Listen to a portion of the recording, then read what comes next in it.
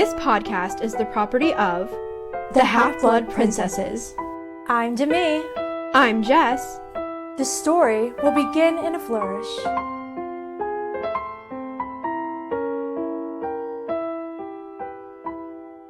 Hello everyone, welcome to magical episode number 7. We are so excited to be here again.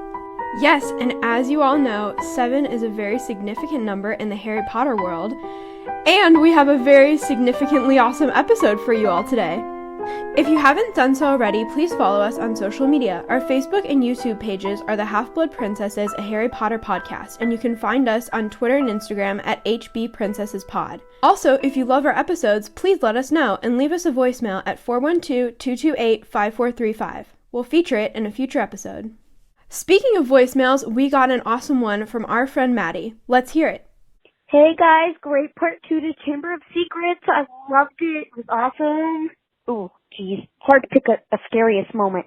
But when I first read it and Harry got stabbed by the basilisk thing, that probably scared me the most because I was like, oh my god, he's going to die. And I was like, but how is this going to work? You know, because you still have 5 more books to go. Anyway, so that freaked me out. And the whole just Tom Riddle coming out with diaries, pretty freaky too. But y'all did fantastic, and I'm looking forward to the 27th. Can't wait to see what this one's about. Love you guys. Hey Maddie, thank you so much for sharing your thoughts with us. The part when Harry gets stabbed with the basilisk fang is definitely terrifying. And also, thank you for always being so supportive of us. We love you. And now, Demi, what's the topic of Magical Number Episode 7? Our topic is the Fidelius charm, and you guys, I've been waiting so long to do this, so let's get right into it with our quote. It's time for Quick Quotes Corner. Today's quote comes from Harry Potter and the Prisoner of Azkaban, Chapter 10, called The Marauder's Map. This quote was spoken by Cornelius Fudge in The Three Broomsticks. Not many people are aware that the Potters knew you-know-who was after them. Dumbledore, who was of course working tirelessly against you-know-who, had a number of useful spies. One of them tipped him off, and he alerted James and Lily at once. He advised them to go into hiding. Well, of course, you-know-who wasn't an easy person to hide from. Dumbledore told them that their best chance was the Fidelius charm. In theory, the Fidelius charm is such a strong enchantment that it'd work even against Voldemort, the most powerful dark wizard. Still, as we see with the Potters in particular, it's really important to trust the right person with a secret. Dumbledore believed that the Fidelius charm was their best option because if they would have chosen a trustworthy secret keeper, Voldemort would have never found them. I feel like this can be applied to our own lives to an extent because we all have secrets, and especially when growing up, it was a big deal when we shared our secrets with somebody else. Pinky promises not to tell and all, but we've all had experiences where our secret wasn't kept safe with the person we told, much like how Peter Pettigrew revealed the Potter's location to Voldemort, which led to their terrible fate. This is a really good example of how it can be disastrous if the wrong person is trusted with a secret. I love how you talked about how it can apply to our own lives, but I also want to point out here that the Fidelius charm is nothing to sneeze at, because often it's a matter of life and death. I mean, because they trusted the wrong person, Harry's parents died. This just shows that you have to be careful whom you trust. Speaking of the Fidelius charm, we've cast it on Polly, and she's our secret keeper. And now she's going to share her secrets with you. Hey, it's Polly, our owl. She's flying in with the fun facts. Let's get into these Fidelius charm fun facts, starting off with some Latin. Fidelis is Latin meaning trustworthy and faithful. Fidelius is the neuter comparative form of fidelis, meaning more trustworthy and more faithful. The Fidelius charm is extremely ancient and it's still used today.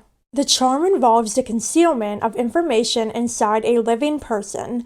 The chosen person, or secret keeper, is the only one who is able to reveal the secret to others. If the secret keeper shares the hidden information, the person to whom they have confided it will be bound by the Fidelius charm and find it impossible to pass the information on. The Fidelius charm has its weaknesses. If a secret keeper chooses to do so, they may divulge the information at any time, but a secret cannot be forced, bewitched, or tortured out of a secret keeper who doesn't wish to give up their secret. A secret must be given voluntarily.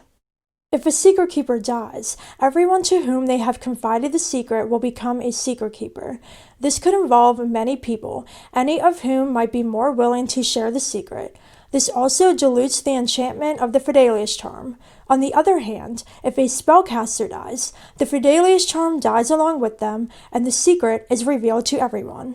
Being a secret keeper is dangerous. It is such a serious and binding enchantment that few would undertake it lightly. In spite of the fact that a secret can only be given up voluntarily, many have been subjected to the Imperius and Cruciatus curses in an effort to make them share their secret. The Fidelius charm is one of the most fascinating and complex charms in the wizarding world. And now, let's plunge into this charm and analyze it like never before.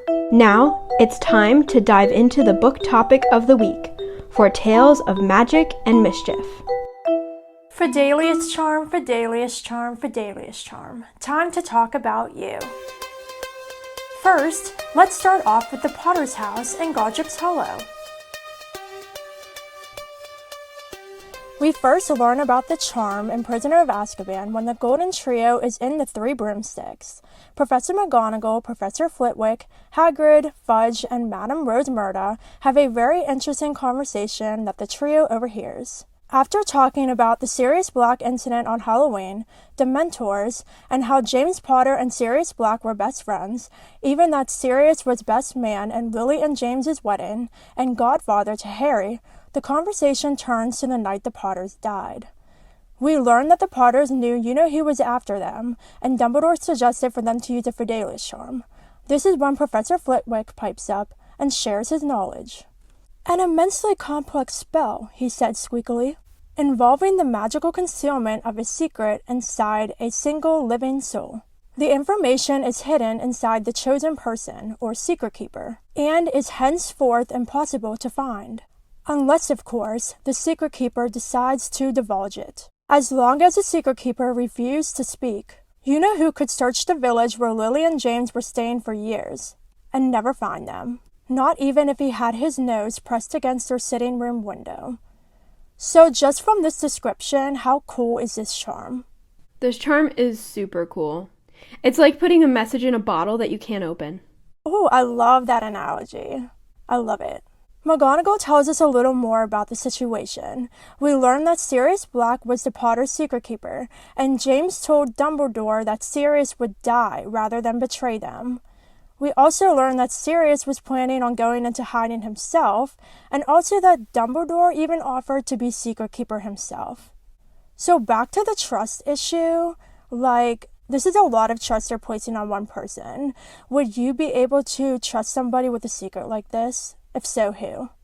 That's a difficult question because it all depends on my circumstances and who I'm hiding with. If I'm hiding alone, I trust someone like my mom to keep the secret. But if I'm hiding with my family, then I think I trust one of my best friends to keep it. Yeah, same here. And for me personally, I low-key have trust issues. So, it'd be really hard for me to find somebody to trust with this. But definitely family first and then a best friend. Fudge confirms that James insisted that Sirius was their secret keeper, and then he reveals that barely a week after the charm was cast, Sirius betrayed them. So just keep in mind right here what Fudge said, because we're going to talk about this a little later. We also learn about the situation between Sirius and Peter according to witnesses. Apparently, Peter cornered Sirius and said, "Lily and James, Sirius, how could you?" And then Sirius killed Peter and Muggles nearby. Sirius was sentenced to Azkaban, and Peter was given the Order of Merlin First Class. Not only did the Potters die from this disastrous turn of events, but Peter did as well, according to what witnesses said. So to be honest, this charm is like putting all your eggs in one basket and really trusting there not to be a disastrous effect. Do you think that this charm is worth the risk? I think if the charm was my only option, then I would go with the charm. But if there was some other protective spell, that was better or bigger than the Fidelius charm, then I'd go with that instead. Right, because the way this charm is, you really have to trust somebody with a secret. And that's huge. Like, I wish there was a way for you to be the secret keeper of your own secret, but I don't know if that's a thing. Yeah, that was never revealed, and I wish we knew the answer.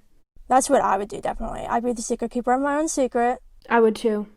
Later in the Shrieking Shack in Prisoner of Azkaban, after Sirius and Lupin explain about the Marauders and Snape comes and gets stupefied, Sirius shows Lupin and the trio the front page of the Daily Prophet that he got from Fudge while in Azkaban. On the cover, Ron and his family are pictured during their trip to Egypt, with Scabbers/Peter Pettigrew on Ron's shoulder. Sirius knew it was Pettigrew the whole time because his toe on his front paw was missing, and since Ron was coming back to Hogwarts, Sirius knew he would find Peter Pettigrew there. Then we learn what really happened to the Potters. Sirius said that Pettigrew cut his finger off himself just before he transformed. He explained, "When I cornered him, he yelled for the whole street to hear that I'd betrayed Lily and James. Then, before I could curse him, he blew apart the street with the wand behind his back, killed everyone within 20 feet of himself, and sped down into the sewer with the other rats." Ooh, this is a huge reveal. So if Peter Pettigrew betrayed the Potters, that would mean that he was the secret keeper. Yeah, and this is really interesting here because we know that even within that close group of friends, James, Sirius, Lupin, and Peter, that not all of them knew the truth, and that's really interesting. Yeah, this reminds me of high school students, and especially because the group knew each other as teenagers. Like, those teenagers tell someone something and someone else something else. You know, it's never consistent among a big friend group like that. And also, you could almost see this confession in Harry's point of view, like, oh, he's passing the buck. Like, he thinks it's Pettigrew, but we have evidence otherwise. But Lupin backs Sirius up here. Lupin explains that Pettigrew betrayed Harry's parents, and Sirius tracked him down, not the other way around. Sirius says he persuaded Lily and James to use Pettigrew as their secret keeper instead of Sirius. Sirius said, "The night they died, I'd arranged to check on Peter, make sure he was still safe. But when I arrived at his hiding place, he'd gone. Yet there was no sign of a struggle. It didn't feel right. I was scared. I set out for your parents' house straight away. And when I saw their house destroyed and their bodies, I realized what Peter must have done."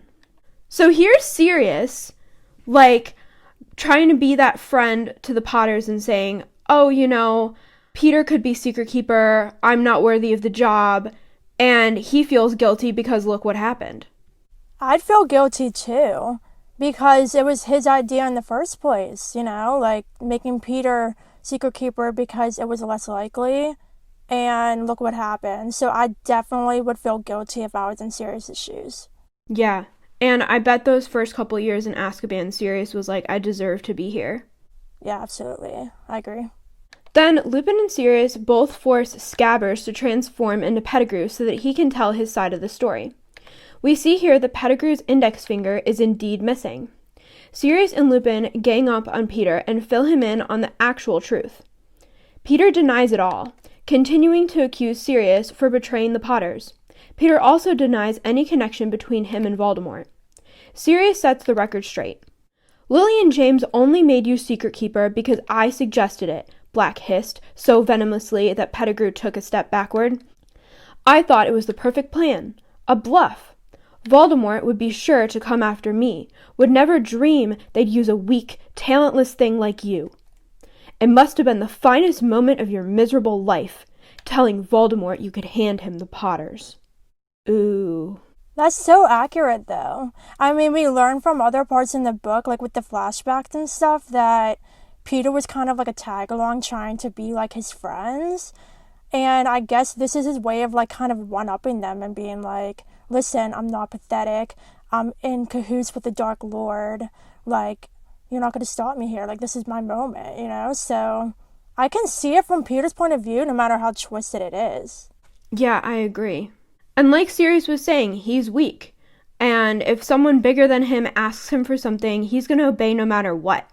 So he was never loyal to anyone but himself. Spot on.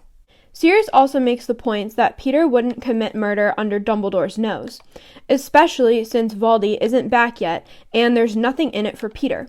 Peter stayed with a wizarding family to keep his ears on news about Voldy, and Sirius also explains how since he knew he was innocent, he stayed sane in Azkaban and escaped one night after transforming into his dog Animagus. Sirius says he didn't betray James and Lily and would have died before doing so. When Harry nods, Pettigrew takes this as a death sentence and gets on his knees, begging for mercy from both his old schoolmates. He finds none. It's revealed here that Sirius didn't tell Lupin about the change in the Secret Keeper plan just in case Lupin happened to be the spy. That is super, super smart. Even though Sirius made the wrong call to make Pettigrew the Secret Keeper, he was pretty smart after that, because he knew that if he told anybody about this change in plan, it could have backfired. Exactly, and taking that a step further, not trusting Lupin, think about him as a werewolf. You know what I mean? Like, out of all of them, just the way that the wizarding world views werewolves, they would think he is the most likely one to do something like this. Even though we know Lupin is a good werewolf and will never do that. But just from the wizarding world perspective, it seems logical. You're right. And since the wizarding community doesn't trust or like werewolves, it would have also been smart to give him the secret. Yeah, I agree, because the wizarding world could think, like, they would never entrust a werewolf or something like that. Yeah, either way. This is really interesting. Lupin and Sirius plan to kill Pettigrew, but Pettigrew begs each member of the trio for mercy. Finding none once more, Black asks if Pettigrew denied selling the Potters to Voldemort. Pettigrew bursts into tears and admits he did it, saying that if he didn't do it, Voldemort would have killed him. Harry steps in front of Pettigrew before Lupin and Sirius can kill him. He tells the pair that they'll bring Pettigrew up to the castle and the Dementors can take him to Azkaban. When the group in the Shrieking Shack leave to go to the castle, things go terribly wrong. During the distraction of Lupin turning into a werewolf, Peter transforms into a rat and escapes. So now that we know that Pettigrew was the Secret Keeper, let's talk about who the spellcaster is. Was it Lily or James who cast the spell and gave Peter the secret? I think just looking at their characters, Lily seems more responsible than James, so I feel like Lily would be the one to cast it. Yeah, I agree. Later, in the hospital wing, after the whole scene, Harry and Hermione tell Dumbledore about Peter and how Sirius is innocent. This is what Dumbledore says. "It is your turn to listen, and I beg you will not interrupt me, because there is very little time," he said quietly. "There is not a shred of proof to support Black's story, except your word, and the word of two 13-year-old wizards will not convince anybody." A street full of eyewitnesses swore they saw Sirius murder Pettigrew. I myself gave evidence to the ministry that Sirius had been the Potter's secret keeper. Now the question is, why wasn't Dumbledore the secret keeper? That would have been the best option, but this just goes back to what we were talking about with friends and trust, because James trusted Sirius. You know what I mean? And when Sirius got the idea to make a switch and make Peter secret keeper instead, James obviously trusted that judgment. Yeah, and also like we were talking about previously, you usually trust family and then friends to keep the secret, and Dumbledore, while he is an authoritative figure, wasn't as close to Lily and James as their friends were. Right, and I also think it's interesting here that even though they didn't make him secret keeper, they still didn't tell him either. Like, they didn't entrust Dumbledore with the truth, which I kind of see shocking, because Dumbledore was the one who had the idea to do the Fidelius charm in the first place, so you think they'd tell him what they planned on doing. That's true. I would have definitely told Dumbledore. Now we're going to jump ahead to Deathly Hallows when Harry finds the first page of Lily's letter to Sirius in Sirius's room. We learn a couple things here. First, that Sirius sent Harry a toy broomstick for his first birthday. Lily also mentions that they had a very quiet birthday tea, just them and Bathilda. Sirius couldn't go because the Order of the Phoenix had to come first. We also learn that James isn't having a very good time being stuck at the house. James is getting a bit frustrated. Shut up here. He tries not to show it, but I can tell. We also learn that Dumbledore had James's invisibility cloak, so he couldn't go out on excursions. We learned something really interesting about Peter Pettigrew when Lily says, Wormy was here last week and seemed down. I can't believe she calls him Wormy, but that's beside the point. That's disgusting. Would you want to be known as a worm? That's so gross. I mean, serves him right for being a loser.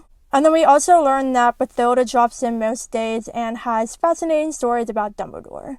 Now about the Fidelius charm. So back in the Three Broomsticks, we learned that the Potters were only under the charm for about a week, according to Fudge. This letter was most likely written right after Harry's birthday at the end of July, and the Potters died 3 months after that. Who keeps a letter for 3 months before sending it? And this is such an inconsistency because if James is complaining about being shut up there, or not complaining necessarily, but Lily can sense it, obviously they're under the charm at this point. So that was 3 months before. Also, we know that the prophecy was spoken by Trelawney on a cold, wet night, meaning winter or spring, long before Harry was born. So ideally, they should have been under the charm for months. That's right. And if Dumbledore is looking for a new teacher, it's probably between semesters. So let's assume that he heard it in January, right before people came back for the spring term. Maybe by the time February rolled around, he would have told the Potters about it, and they would have been under the Fidelius charm. So that would have meant that they would have been under the Fidelius charm from February of 1980 until October 31st of 1981. Which is a year and almost 9 months that they would have been under the charm, and then Voldemort killed them. So by James talking about how he was restless for a week doesn't make any sense. He probably would have been restless because he was under the charm for longer than that.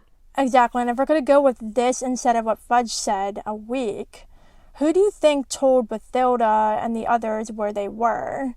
Because Bathilda visited most days, so I can't see Peter, the secret keeper, telling them. So do you think that even though Lily and / or James cast the Fidelius charm, that they were able to let Bathilda in on the secret so she can visit? Yeah, because if Bathilda was there when they cast the charm, she knew the secret without having to be told what it was. Yeah, that's a good point. I can see her being there when they cast the charm. When Harry and Hermione arrive in Godric's Hollow, Harry wonders about the Potter's house. Harry gazed at the front doors, their snow-burdened roofs, and their front porches, wondering whether he remembered any of them, knowing deep inside that it was impossible, that he had been little more than a year old when he had left this place forever. He was not even sure whether he would be able to see the cottage at all. He did not know what happened when the subjects of the Fidelius charm died. So while Harry and Hermione are in Godric's Hollow, Harry does see the house and points it out to Hermione. Harry being able to see the house further suggests the point that either Lily or James cast the charm, because when a spellcaster dies, the Fidelius charm's secret is revealed to everyone. How would you feel being Harry in this moment, seeing the house after so many years with Hermione by his side? I would be a little bit relieved that there was someone there to witness it with me, because if I had been by myself, I would have lost it. Right, and I also think this is kind of a special moment because Hermione's like a sister to Harry, and this is obviously a very emotional moment for him, so it's nice to know that she was there too. And also, speaking about the Fidelius charm, obviously people knew the cottage existed. So do you think that the charm was cast on both Lily and James and the inside of the house too? Yeah, I do think that is the case, because when Pettigrew told him the secret, even though Voldy couldn't see anything, he could have just walked in and started cursing at random, hoping to kill someone. Yeah, I agree. And this also kind of reminds me of Horcruxes because, the soul is concealed inside, and if the outside is kind of destroyed, then the soul can no longer live. So it's kind of interesting thinking about how, the outside of the house was still able to be seen, like a Horcrux outside of the object can be seen, but not the inside, because in this case, it's protected by the charm. Yeah, and it kind of makes me wonder, what someone would see looking through the window if they didn't know the secret. Would it just kind of be like mist inside, or could they see the furniture but not the people? I think they probably couldn't see anything at all. I think they'd probably just see blackness, and then someone who knew the secret, like Bathilda, could have just walked in, and knowing the secret, like, it would have just appeared to her out of thin air, which is kind of cool. Yeah, I agree. Then Harry grasps the snowy and rustic gate just to hold some part of the house, and then a sign rises up out of the ground, and in gold letters on the wood it reads, "On the spot on the night of October 31st, 1981, Lily and James Potter lost their lives. Their son, Harry, remains the only wizard to have ever survived the killing curse. This house, invisible to Muggles, has been left in its ruined state as a monument to the Potters, and as a reminder of the violence that tore apart their family. On the sign, we see that wizards have written their names, initials, and kind messages to Harry. How would you feel seeing this sign?"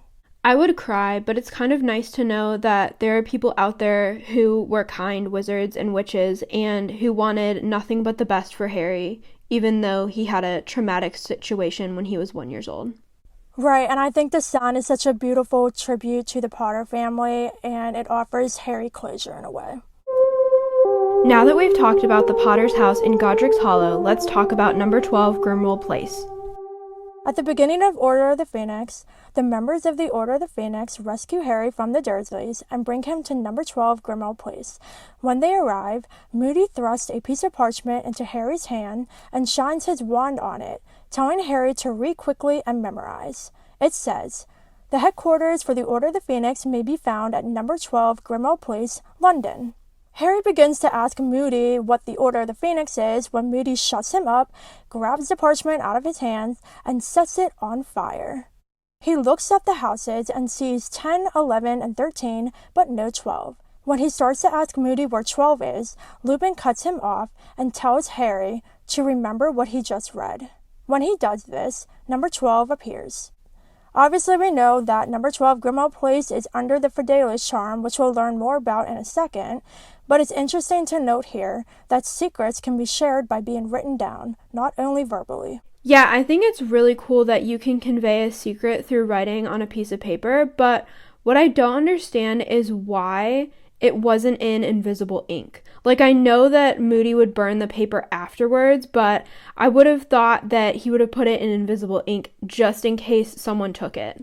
Yeah, that's a good point, but I also think that sharing a secret by writing it down is a better idea, because if you say it out loud, somebody nearby might overhear. I think it would have been cool if it would have, like, taken a little bit of magic to have written the secret down and not just use a quill. You know what I mean? Like pouring your magic into a piece of paper with the secret in it. That would have been cool. Yeah, I agree. Once they get into Grimmauld Place and go into the drawing room, Sirius talks about the family's old house and how it is now Order headquarters. "It's ideal for headquarters, of course," Sirius said. "My father put every security measure known to wizard kind on it when he lived here. It's unplottable, so Muggles could never come and call, as if they'd have wanted to. And now Dumbledore's added his protection. You'd be hard put to find a safer house anywhere. Dumbledore's secret keeper for the Order, you know. Nobody can find headquarters unless he tells them personally where it is. That note Moody showed you last night, that was from Dumbledore." So now that we know that Dumbledore is secret keeper, which the Potters should have made him secret keeper in the first place, I'm wondering who cast the charm on Dumbledore. Personally, I think it was Snape who did it, because Dumbledore trusts him entirely. Like, he's the spy for them, he goes to the Dark Lord, he's great in occlumency and defense against the dark arts, even though he doesn't teach it. Like, Snape is the prime suspect for the spellcaster. And the spellcaster can't reveal the secret to anyone, which is perfect, because as a spy, he wouldn't be able to tell Voldemort, even if Voldemort, like, tried to crucio him. Yeah, and as we'll talk about in a little bit, it appears that if you're the spellcaster, that doesn't necessarily mean you can give the secret, only the secret keeper can. And I also agree with you that Snape is most likely to have been the one to cast it, because to some of the members of the Order of the Phoenix and other characters in the series, we see that Snape isn't 100% trusted by them. So for Dumbledore, that can kind of be an advantage because he trusts Snape and knows who he really is. And so that is why I think it's a logical choice. After the Battle of the Department of Mysteries, Harry talks to Dumbledore in his office. He tells Dumbledore that he wanted to check that Voldemort had taken Sirius, so he went into Umbridge's office and spoke to Kreacher in the fire. Kreacher said Sirius had gone. Dumbledore explains that Kreacher lied to Harry. Since Harry isn't Kreacher's master, Kreacher can lie to Harry without having to punish himself. Dumbledore also reveals that shortly before Christmas, Sirius shouted at Kreacher to get out. Kreacher interpreted this as an order to leave the house and went to Narcissa Black, now Narcissa Malfoy's house, and served her. Dumbledore says he learned this information the previous night. Once Snape alerted the Order of the Phoenix about the Department of Mysteries situation, the team set off, but Snape told Sirius at Grimmauld Place to stay put. Not wanting to miss the action, Sirius told Kreacher to relay the info to Dumbledore and left for the Ministry. Then, laughing, the elf told Dumbledore where Sirius had went. Dumbledore said, "You see, Kreacher was not able to betray us totally. He is not secret keeper for the Order. He could not give the Malfoys our whereabouts or tell them any of the Order's confidential plans that he had been forbidden to reveal. He was bound by the enchantments of his kind, which is to say that he could not disobey a direct order from his master, Sirius. But he gave Narcissa information of the sort that is very valuable to Voldemort, yet must have seemed much too trivial for Sirius to think of banning him from repeating it." Dumbledore explains that Kreacher divulged that the person Sirius cared most about in the world was Harry, and that Harry was coming to regard Sirius as a mixture of father and brother. This information helped Voldemort realize that Sirius was the one person Harry would do anything to rescue. Under Voldemort's orders, the Malfoys got Kreacher to lie to Harry by saying Sirius wasn't home, when he was with Buckbeak. Before Dumbledore left for the Department of Mysteries, he persuaded Kreacher to tell him the truth. Dumbledore says finally that he warned Sirius when they made Grimmauld Place headquarters to treat Kreacher with kindness and respect, and that he could be dangerous to them. Dumbledore was right. Nevertheless, Dumbledore points out that Kreacher was enslaved to Sirius and wasn't loyal to him. Sirius didn't make Kreacher's lot easier either. So we see here that the Fidelius charm is stronger than elf magic because he wasn't able to reveal everything to Narcissa Malfoy and the family. I think this is really interesting because we know that elf magic can be more powerful than wizards because they can do it without having a wand. But this also emphasizes here too that the Fidelius charm is such a powerful enchantment that even other creatures like elves who have this strong magic, they can't be stronger than it. Exactly, which is why if done right, the Fidelius charm is one of the best forms of protection. But here too, I kind of blame Sirius for this mess up because if he had treated Kreacher a little bit better, this wouldn't have happened. Like, Kreacher would have respected him enough to not have done or said anything to Narcissa. Yeah, I agree, and ultimately this could have prevented his own death if he was more respectful to Kreacher. Now we're going to jump ahead to Half-Blood Prince.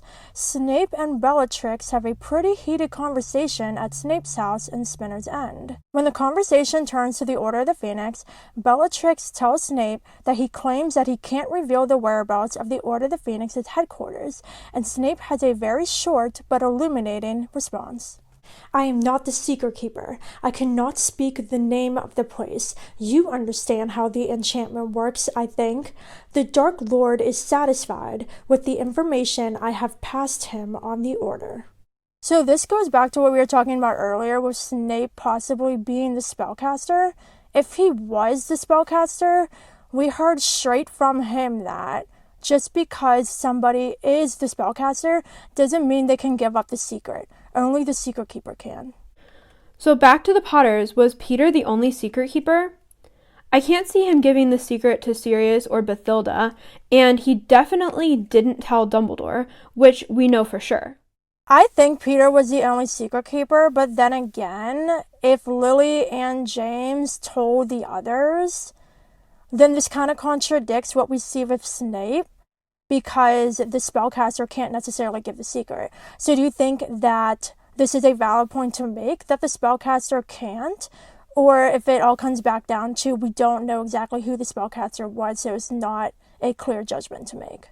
I don't know if it's clear, but I feel like like we talked about before, Bathilda was there when the charm was cast, and Pettigrew only told Voldemort the secret, so it makes sense that Dumbledore didn't know. Yeah, that's a good point. But then again, I think it's really interesting that the spellcaster can't reveal the secret, because obviously they have to be powerful to cast the charm, but just because they cast it doesn't mean they can share the secret with others. Yeah, and if you think about it, like, I don't think he needed to tell Dumbledore, because Dumbledore knew where the Potters lived, and obviously if he pressed his nose against the glass, he would have been like, oh, they're not here, but then he's smart enough to be like, oh, this is where they did the Fidelius charm. And Sirius must have known that too, because he went straight to the house. Like, he must have suspected. Yeah, exactly. And going back to Snape here, like, what he said is super valid to Bellatrix, but I also like here too that he's still in his role as double agent and telling Bellatrix straight up, like, I can't give you the secret.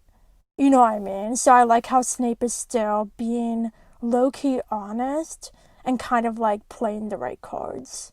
I agree, but Bellatrix still doesn't like him, which is valid. Next in Half-Blood Prince, when Dumbledore comes to visit Harry at the Dursleys, he tells Harry that Sirius left him everything he owned, including number 12 Grimmauld Place. The problem is that, according to the Black family tradition, the house should be handed down to the next male with the name of Black. But Sirius was the last of his line. And although his will states that Harry can have the house, there might be some spell or enchantment that ensures that only a pureblood can own the place. This totally makes sense. I mean, look at Mrs. Black's screaming portrait. Exactly.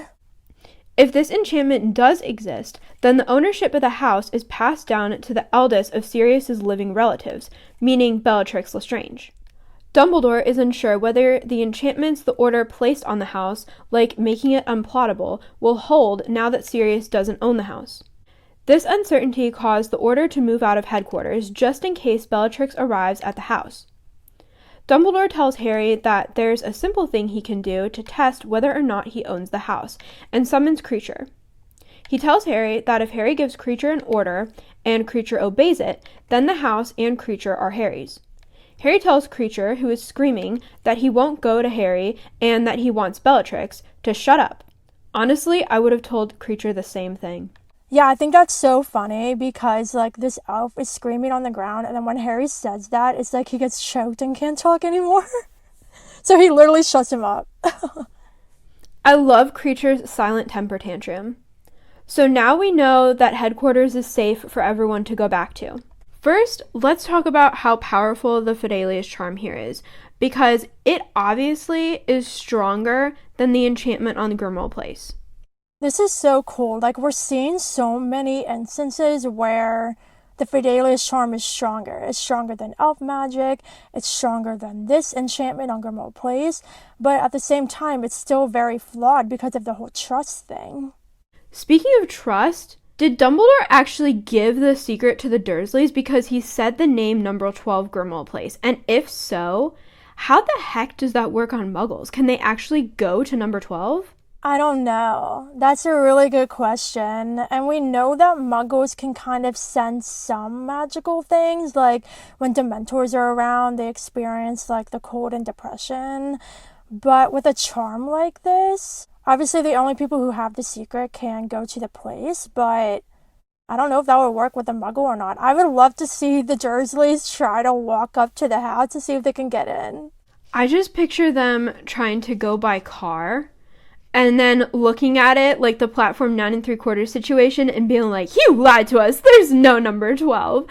And to be honest, like, the door appears out of midair. And even if they did see it, they wouldn't have trusted it. They would have been like, oh, this is like poppycock. Like, this is our imagination. They wouldn't have actually walked up to it. And imagine in Deathly Hallows them trying to go in with Moody's enchantments.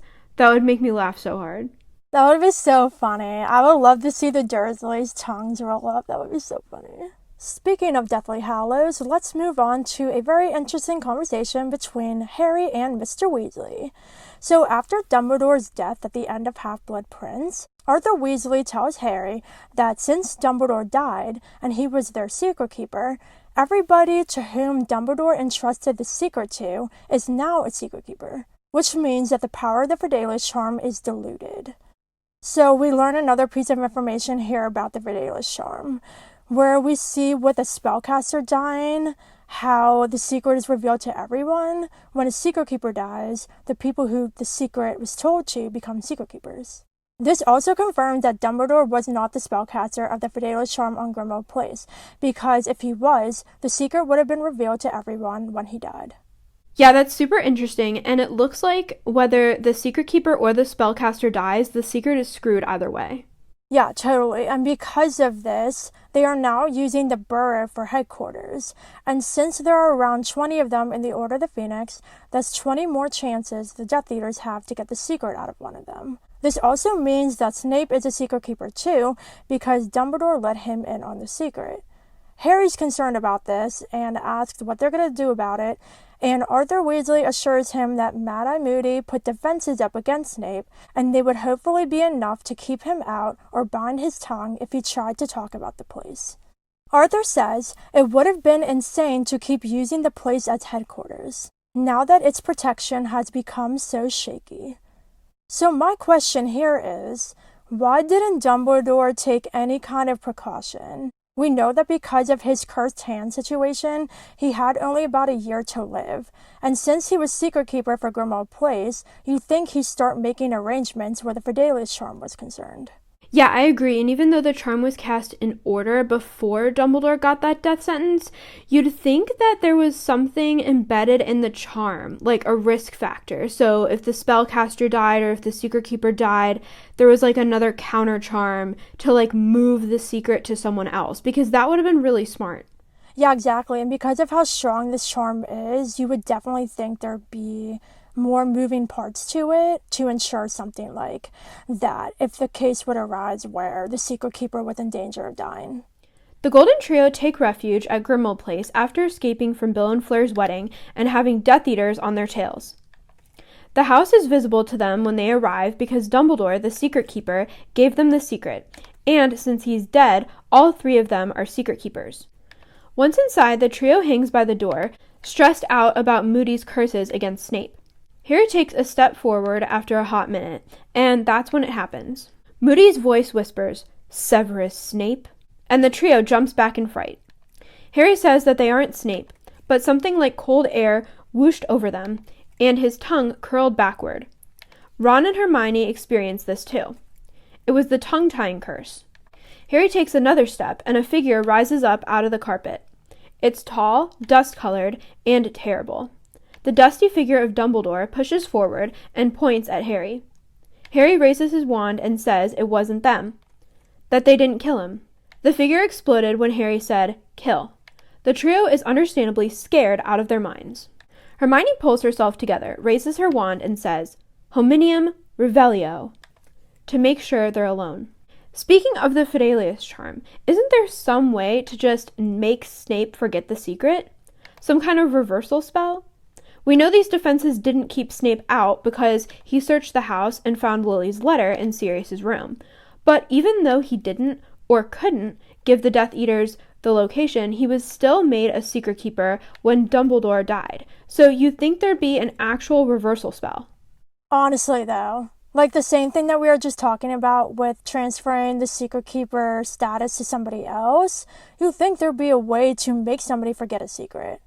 Exactly, like wouldn't the Obliviate charm work? Oh, that's a good point.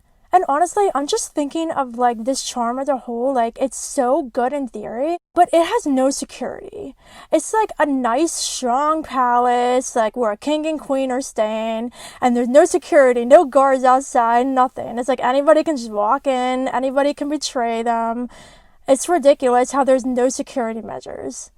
Yeah, I really like that analogy. It's like having a castle with no guards on the castle walls. Like no swords, no shields. It's just open for bombing. Exactly. And speaking of no security whatsoever, in this next scene we're going to talk about, we learn another piece of the Fidelius charm that isn't that great. When the Golden Trio go to the Ministry of Magic to get Slytherin's locket, things go badly wrong and they have to disapparate. They go into the fireplaces and escape through the toilets, which is a disgusting exit strategy. Yaxley follows suit and Harry grabs Hermione's hand and Ron's arm as they disapparate. Something goes badly wrong, though. Hermione's hand starts to slide out of Harry's, and Harry feels as though he's going to suffocate.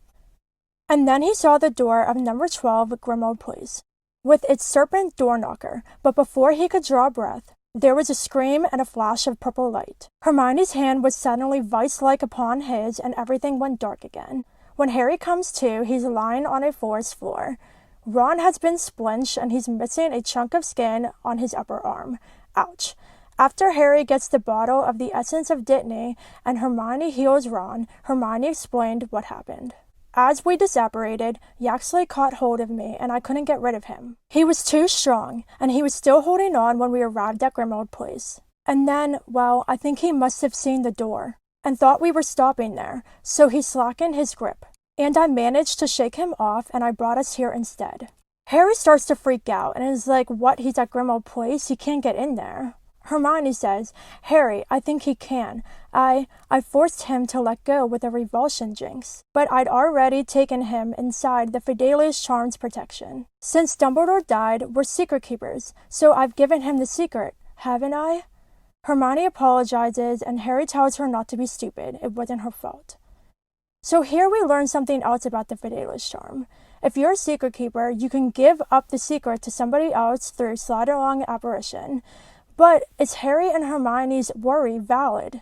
Because Yaxley knows the secret, but he's not a secret keeper. So if he brought somebody else in to the Fidelius charm's protection through apparition, would they get the secret?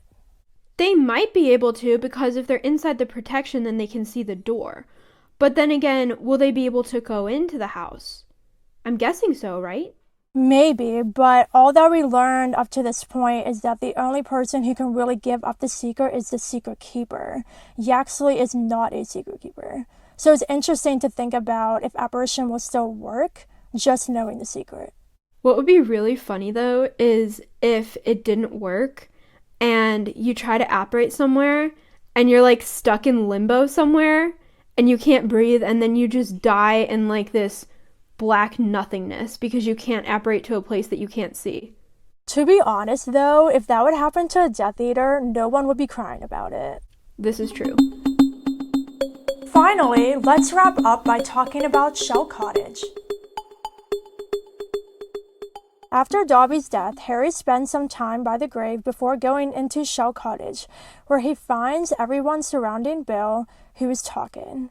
He explains that because the Death Eaters know Ron's with Harry now, they moved the whole family from the Burrow to Auntie Muriel's house. He tells Harry not to apologize for this because their family was known to be blood traitors and it was bound to happen. Harry asked how they're protected. Fidelius charm. Dad's secret keeper. And we've done it on this cottage too. I'm secret keeper here. Alright, so a couple points here. First of all, why did they wait this long to put the Fidelius charm on these important places? Because it's clear that the time period between which they cast the charm was between when Dobby brought them all back and before Harry went inside. Why wasn't the charm cast on the Burrow as soon as it was made headquarters for the Order of the Phoenix? And especially after the family knew Ron was going off with Harry on some mission, you think that they put all their family's houses under the Fidelius charm. Yeah, I mean, I understand why they didn't put it under the Fidelius charm for the wedding, because there were so many people coming that they'd have to give everybody the secret, and the secret would be diluted. But as soon as they left, like, Mrs. Weasley should have been like, Arthur, we're putting this under the Fidelius charm, right? Because it's headquarters. But they didn't do that, which is basically sort of like the Potter situation, like, why didn't they do that sooner? Also, if they cast the Fidelius charm right as Harry and the gang appeared, that's not very smart, because what if it was a gang of Death Eaters and they knew the secret? Yeah, I agree. And going back to the Burrow too, after the wedding, the Death Eaters showed up at that wedding, which is the whole reason why Harry, Ron, and Hermione left as fast as they did. So after that whole incident, like you said, like Molly should have been like, all right, guys, Fidelius charm right now. Yeah, and she should have also put it on Shell Cottage and Auntie Muriel's then too. Exactly. Like, this charm is so powerful, but like nobody uses it the right way. While Harry and the gang are staying at Shell Cottage, Lupin comes to share the news of Teddy, and it's revealed that he also has the secret to Shell Cottage. Everyone hears a bang on the front door. Fleur comes out of the kitchen. Bill gets up and points his wand at the door, and the trio do this as well, while Griphook hides underneath the table.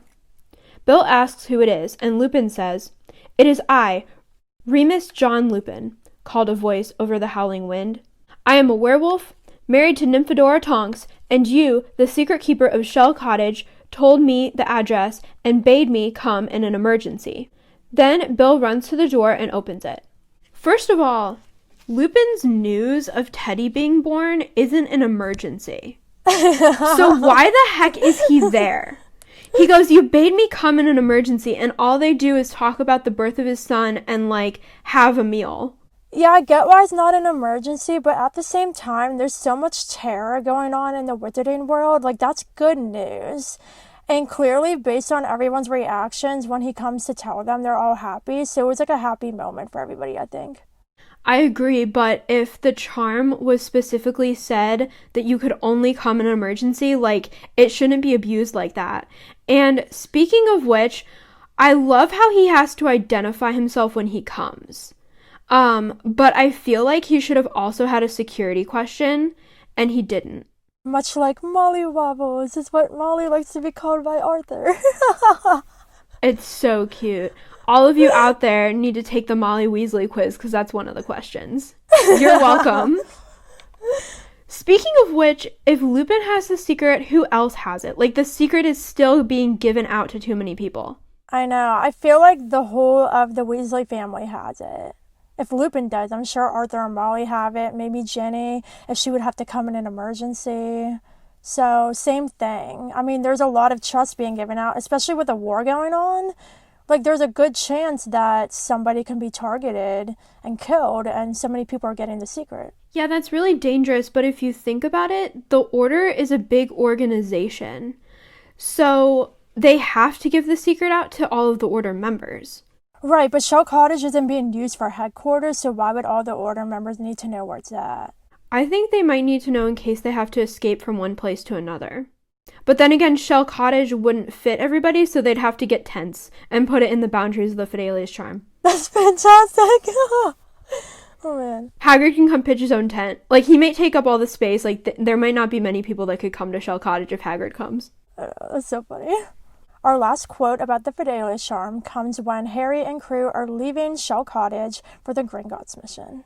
All three of them glanced back at Shell Cottage, lying dark and silent under the fading stars, then turned and began to walk toward the point just beyond the boundary walls, where the Fidelius charm stopped working and they would be able to disapparate. So this raises some questions. We just talked about a little bit ago that a secret keeper can give somebody the secret through apparition, and now here we learn that you can't disapparate from within the boundaries of the Fidelius charm. Yeah, that doesn't make sense because Hermione can apparate in and they can't apparate out. If you can do one, you should be able to do both. Yeah, that's a good point. And also here too, Harry and the others were given the secret by default because they were in the range of the charm when it was cast. So now that they're leaving, would Harry and the others be able to come back without being told the secret again? Do they have the secret now? I feel like they have the secret because they were there when it was cast, kind of like how we think Bathilda was there when it was cast with the Potters. So I think he'd be able to come back. But what also baffles me here is that Hermione has been changed into Bellatrix. So is she quote-unquote revealing the secret to Bellatrix because she's disguised as her? Obviously not because Bellatrix can't come in, but that's a valid question. Yeah, that's interesting. And we know, with Polyjuice Potion, you kind of take the physical appearance and you keep your mindset.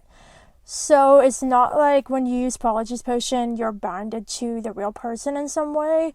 But I also think that's interesting that, in a way, looking at it through the different perspective, Bellatrix is, leaving this place that had the Fidelius charm over it. That's kind of creepy, to be honest. It really is. So that's a wrap on all of this Fidelius charm stuff. I hope your brains aren't melted as ours are from doing this research. I love this charm, and it's one of my favorite charms in the series, so I love talking about this.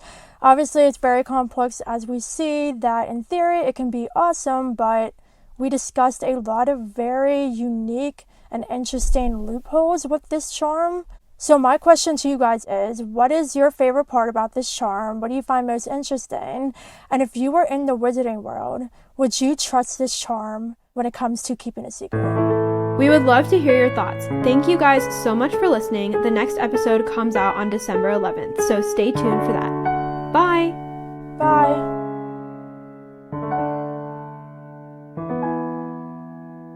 Thank you for listening to this chapter of The Half-Blood Princesses, a Harry Potter podcast.